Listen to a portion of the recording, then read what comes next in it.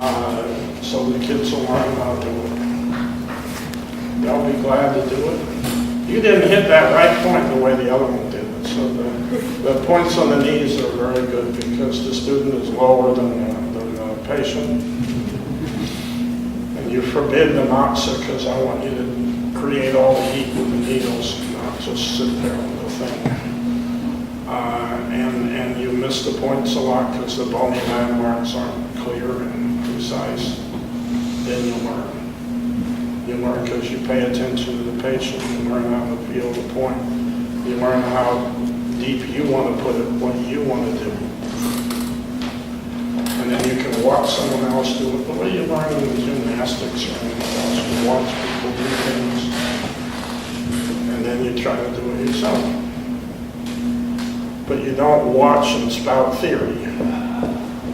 The thing, again, when you look at evolution, acupuncture treats the oldest physiological processes in your life. It treats the plant, it treats me. What do we have in common? So it's not treating the heart, it's not treating the thyroid gland, it's not treating the brain. It's treating the old-fashioned, the most basic stuff you have. Stuff that it would be extremely hard. Where's the plant in me? You know? It would be very hard to find in physiological. That's why acupuncture is a gift to biology, because you can create all sorts of circumstances that then you can learn about that acupuncture will do that there are no other.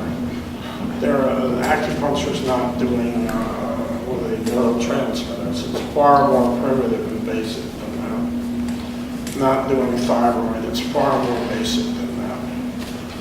In order to have a thyroid that is a specific accelerator, you've got to have about half a ton of homeostasis before you can afford this accelerator.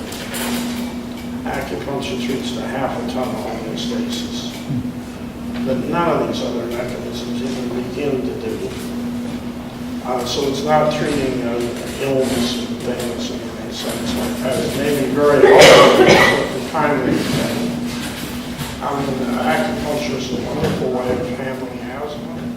So many things I feel like a nut because all the other people don't want to do this. And then you have the 1,000 things that don't have a name. Malaise, confusion, this, that, the other, and so on like that.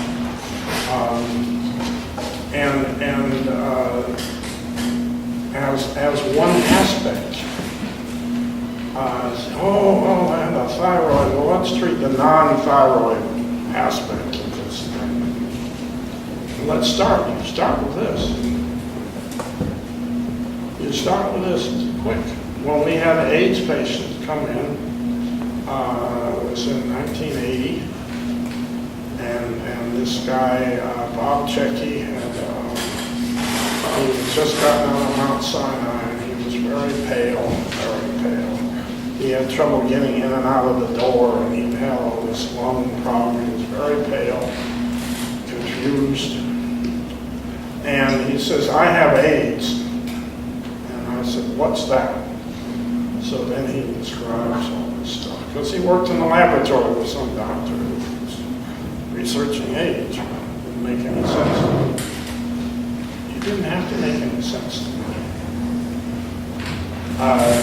These kind of things, the 8 principles concept, very good. Triage, it's a triaging system.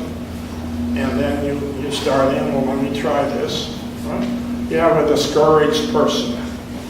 I try this way to encourage you. Or I try the next way. There are 3 or 4 ways you can encourage this guy, and he was easy to treat. Straight better rather quickly. I didn't have to know anything. I didn't have to know what AIDS was. You can treat as easily as and in fact, we had a 50% 5-year survival rate with AIDS patients in 1987. And And these are all people who have night sweats and all that. We may have had, it was at least 50%.